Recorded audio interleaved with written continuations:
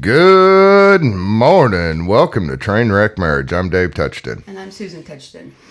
Hey, it's been a while since we've been here, and honestly, our life's been crazy.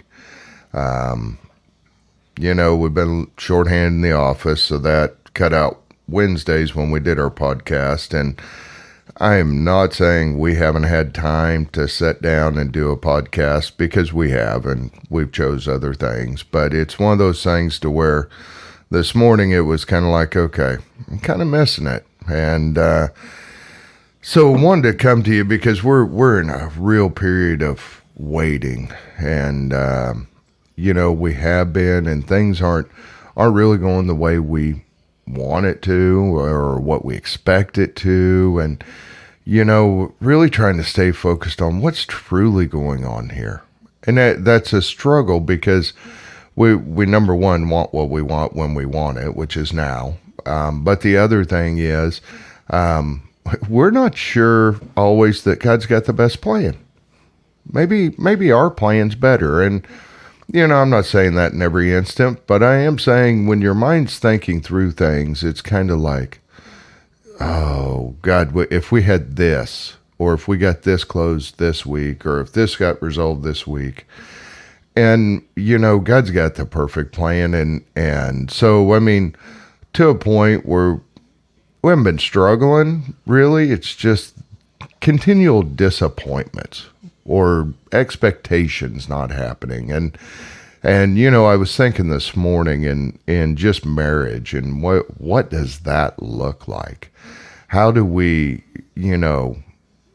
when something bad happens in a marriage, we expect it to be resolved immediately, and it takes time.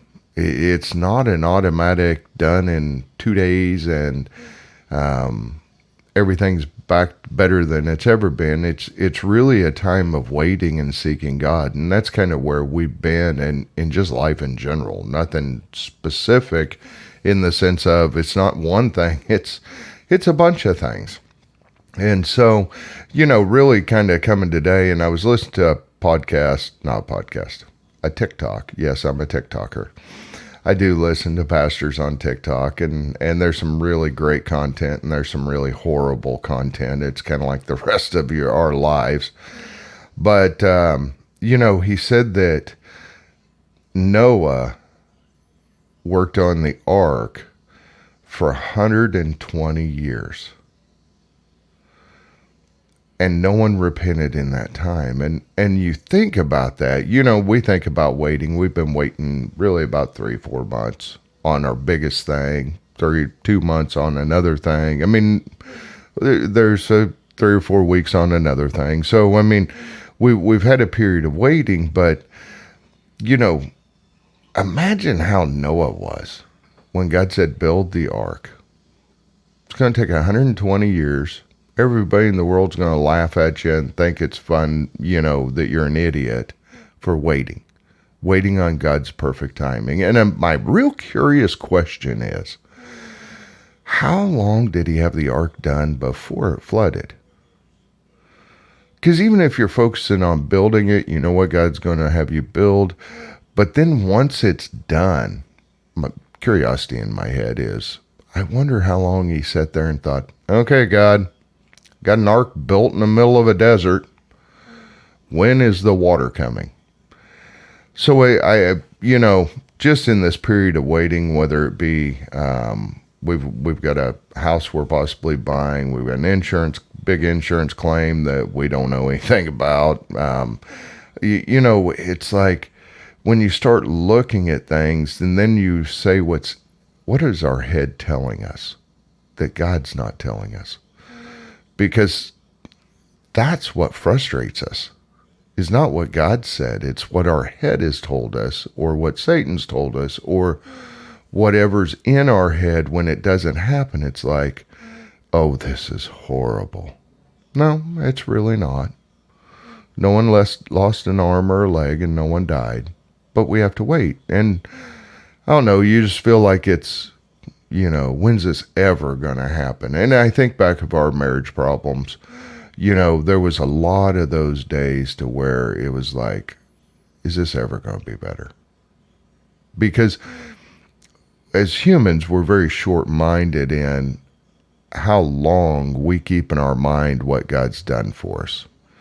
We tend to, once it's happened, give us about 3 weeks, that blessing's dismissed, or that miracle may hang around a little longer, but then we get to doubting God again. So, I mean, that's just kind of what was on my head this morning is, when you're dealing with things in life, and when you've got problems or you've got things you're waiting on God to answer, or God's going to answer it, but you're not trying to push God, but you'd like him to hurry every little chance he gets.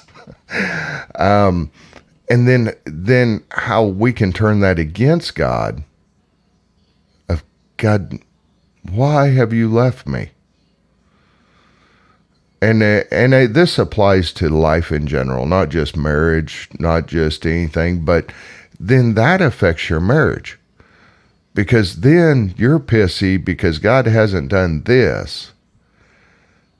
And you're pouting or stomping around or moody or whatever you want to call it, whatever the proper term in your house is, because God didn't fill your expectations in the time you expected it. And so it's kind of one of those things that even though you may be completely in God's will, following God's will, when is your tantrums creating problems for God's will? Well, and for me, it's been, I confess that I have not waited well.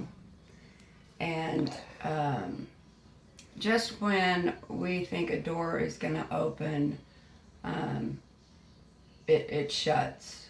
And I would like to tell you that I have depended on God and relied on God and gone to His Word and sought Him and prayed and did all the spiritual things that we're supposed to do. But I haven't. I have thrown a fit. I have been moody. I've been frustrated. I've been cranky. And so I guess the thing is, what does waiting in the waiting look like? And I've really kind of been searching that out. God is always working and always moving. And yet, because things haven't gone my way, I haven't really sought Him or watched where He was working. I would say that I am. And the study that I'm doing currently encourages me to do that. But in the frustration of the moment, honestly, God is not my first thought. It's, well, poor pitiful me, or why is this happening, or whatever the case may be. And forgetting that God's plan is perfect, that God has a reason for everything. His plan is not to harm us. He wants only what's best for us. And I guess, do I really believe that? I know it says it in God's Word, but do I really believe it? Because the way that I'm acting doesn't necessarily show that I truly believe that. And so it's going through a molding process. And I'm sure most of you are familiar with the verse, God's the potter, we're the clay. And really, it's been a lot of molding and chiseling for me. And I can't say that I've been the most pliable piece of clay, because I want to go my direction or move my way. And all the time, He's squeezing and molding and shaping me into who He wants me to be. And it's a process, it is it's not easy, but yet in the end, which we can't see, who we're going to be is much better than who we are now. It's a learning process. It's a process that has to be gone through if you are wanting to grow in Christ, if you are wanting to get closer to Him and know Him more, He's got to shape you and mold you, because you can't be that perfect piece of clay or the final product without Him molding and shaping and refining you. Yeah, and that's the thing is, I think everybody gets that way. I don't know of anyone who doesn't. Just really struggling with, God, are you ever going to show up? And I think if you don't stop and look at those times and really see where God's at, because Susan's exactly right. You know, God's doing stuff in the background that we have no idea about. What He's doing, what this looks like, who He's preparing that we don't even know needs to be prepared. But yet, we get into the now time of why, and we get very specific.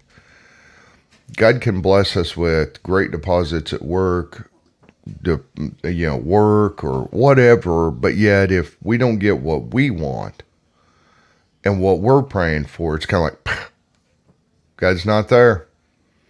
Wonder if He's ever going to do anything. Okay, God's just done a lot. And that's what one of the guys I work with, I keep coming back to with him is, where is God already blessing you that you don't appreciate?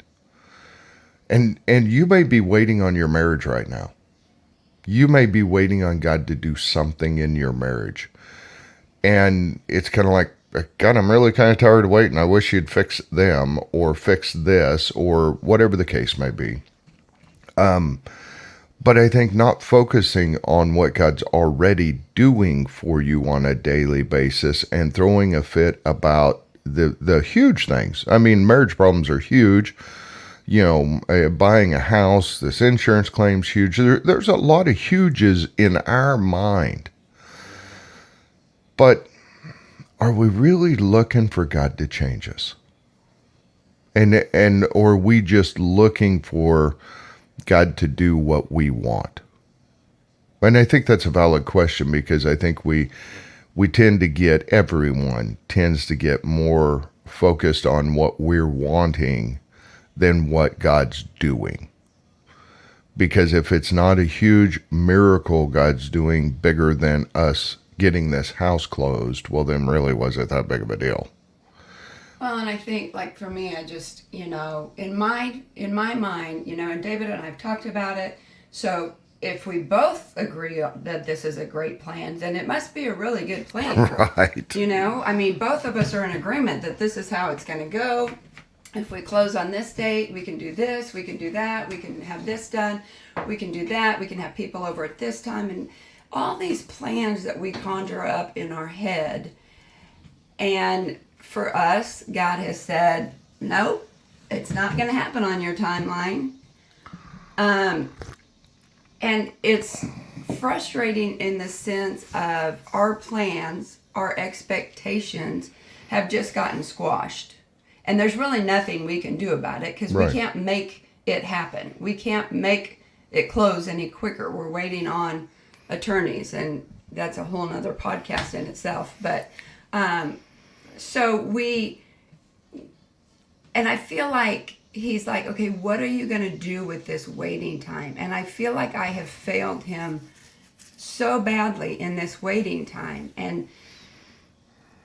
But what I've also learned in this process is we have expectations that we expect to be met. A couple weeks ago, I had journaled that, I expect David to help me around the house. I expect him to help with laundry, or when the trash is overflowing and you put the last piece of trash in and you can't shut the trash can, my expectation is you would take the trash bag out and take it outside. Well, that's an expectation that apparently I'm the only one that sees. And so then I get mad and frustrated, and God really checked me on, do you ask Him for help? And the answer is no, because He sees that the trash can is overflowing just like I do. And God kind of said, you can't get mad if you don't ask him. He doesn't see things the way that you see things. Things don't bother him the way that it bothers you. So it's like we set these expectations on all these things. We expected this house to close on Monday, and it didn't for whatever reason. So, okay, we have to adjust and just accept the fact, or, we can't really ask for help in this particular case, but it's just like we set these expectations, expecting things to happen that we really have no control over. And just like with your spouse, if you're expecting them to do something and you don't speak to them about it or ask them about it or have a conversation with them about it, they cannot read your mind.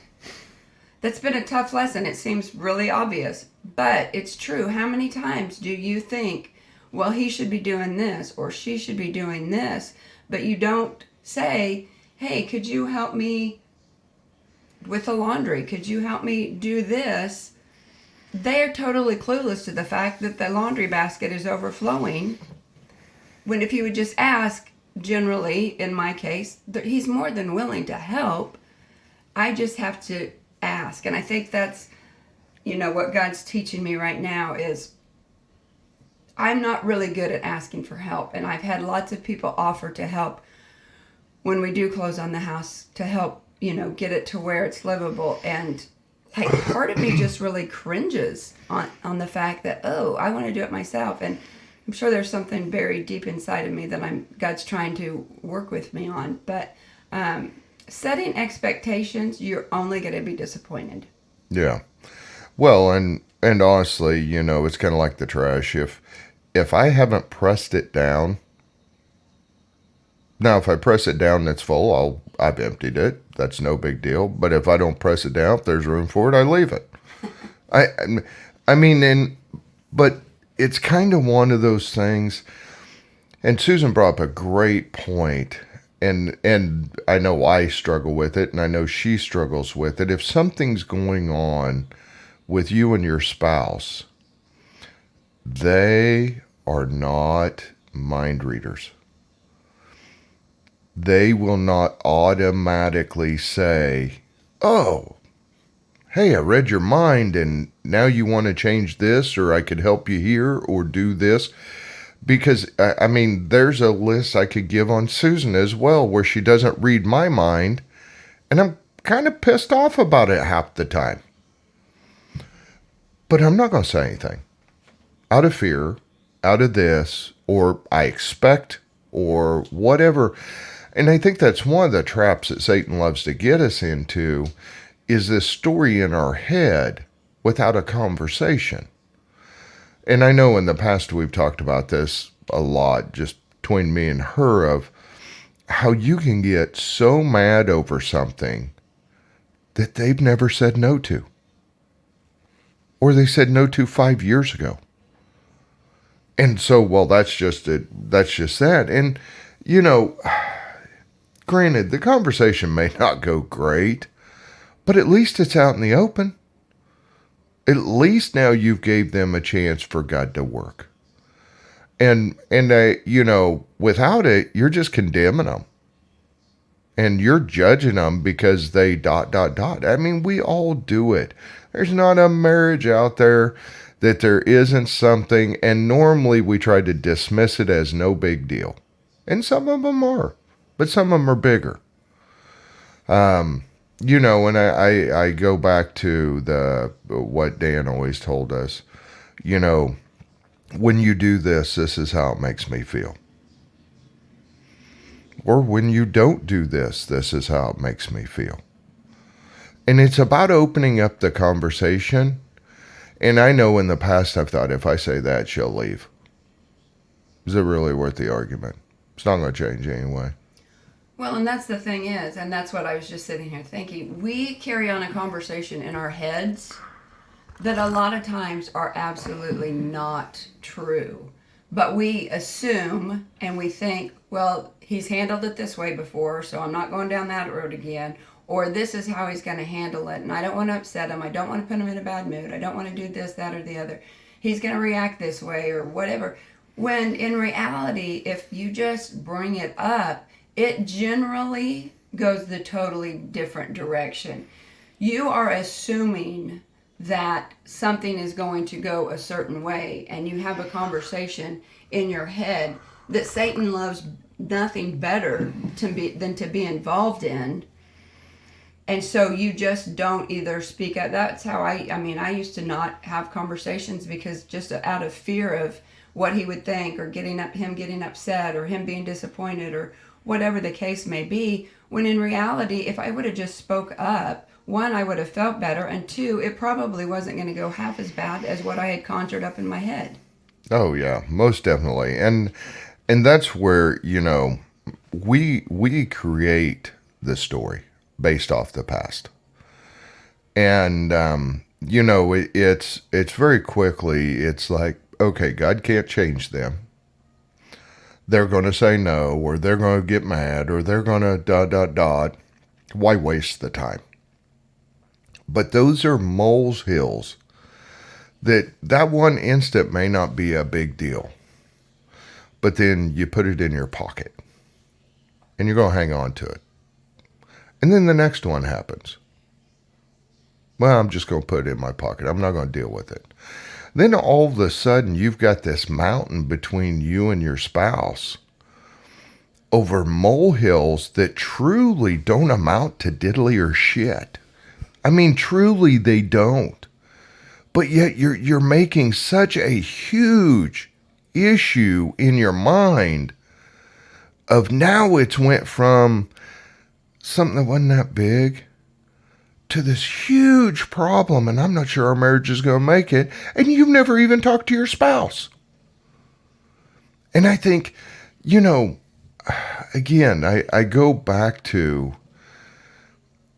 if you're not doing something, if Noah would have heard from God but never started building the ark, how would it have changed history? Same way in your marriage. He built that ark one board at a time. But your marriage is the same way.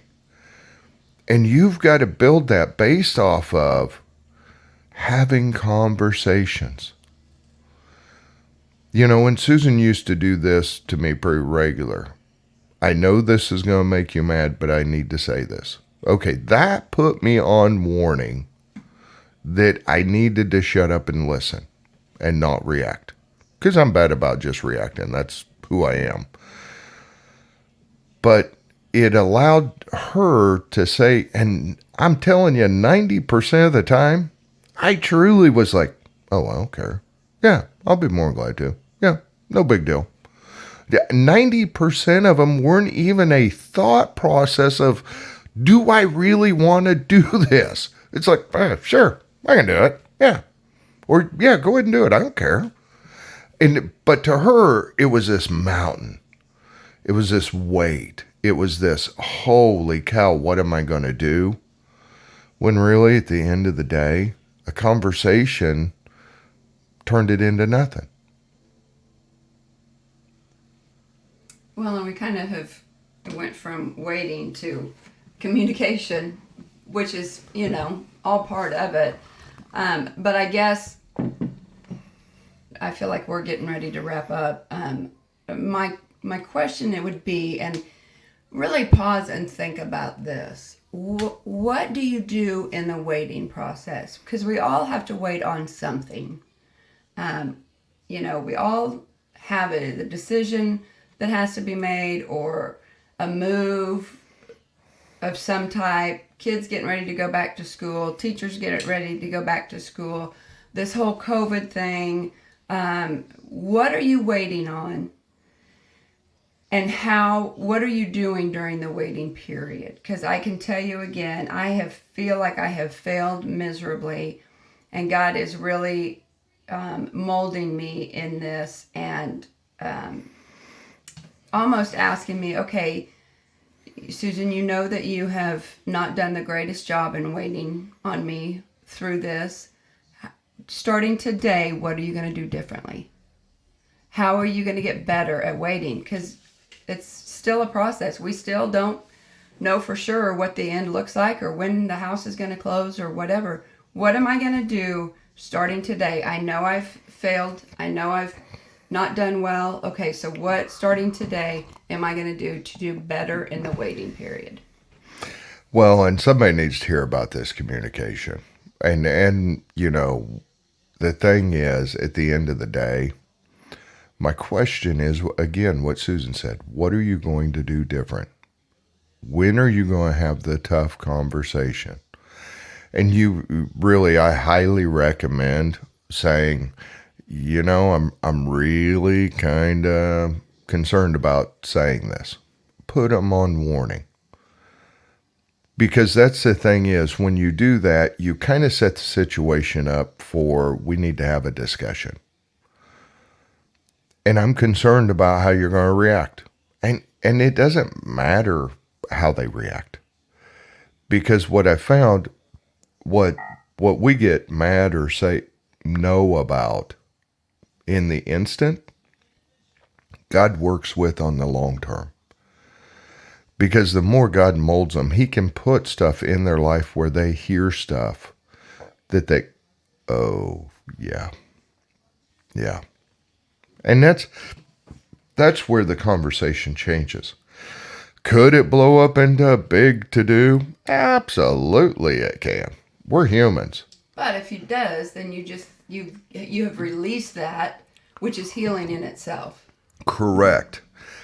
It's about baby steps. It's not about instant resolutions. And so we've missed a couple of weeks because of our situation, and we're trying to figure out how to get back on track to do it weekly because we really enjoy them, and we hope you enjoy them.